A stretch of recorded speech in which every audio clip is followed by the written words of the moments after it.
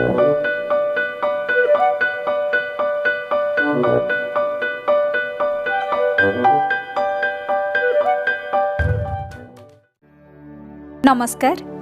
कविता अन्वेषणर प्रथम अध्याय समस्त साहित्य प्रेमी मानक स्वागत करुछि मु मामाली।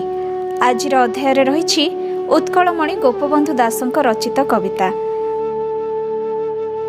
गोपबंधुଙ୍କ 9टी अन्यान्य कविता जहाँ विभिन्न पत्रिका और पुस्तक रे स्थानित होइछि। सेथिमध्यरु चतुर्थ कविताटी हेउछि जागरण, जहाँ वर्तमान आपण माने सुनिबाकु पाइबे।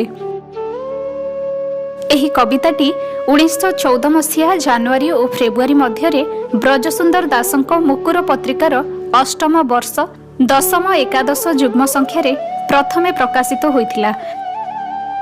परवर्ती समय रे मध्य डॉक्टर नटवर सामंतरायଙ୍କ द्वारा संगृहीत होई समाजर गोपबंधु श्राद्ध संख्यारे पुनः मुद्रित होइछि।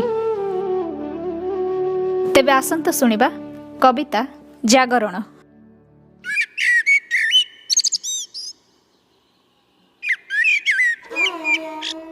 काहीं केते दूरे बाजे अमृतमयी बीणा, मो चंचल मती एथि किंपाई अछि रे किणा। ए तो अद्भुत कि भावे हृद मोर हुए क्षणे अभिभूत। गभीर निशीथ काल नीरव निश्चल मही, किए केते दूरु मते डाके धीरे रही रही। से मधुर आमंत्रण एबी कल प्राणी किंपा दिए प्रीति आश्वासन।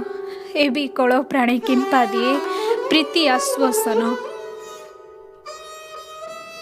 किए मो हृदय गीति, किए मो हृदय गीति गाए ए प्रभाती रागे।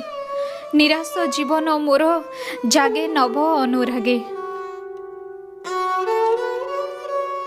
आशार मोहन बाणी, आशार मोहन बाणी, ए क्षुद्र शरीर मते निये केउ राज्य टाणी। ए क्षुद्र शरीर मते निये केउ राज्य टाणी। निबिड़ तिमिर भेदी आसे क्षीण ज्योति धारा। निबिड़ तिमिर भेदी आसे क्षीण ज्योति धारा। सते काहे केते दूरे, सते काहे केते दूरे अछि कि मो ध्रुव तारा।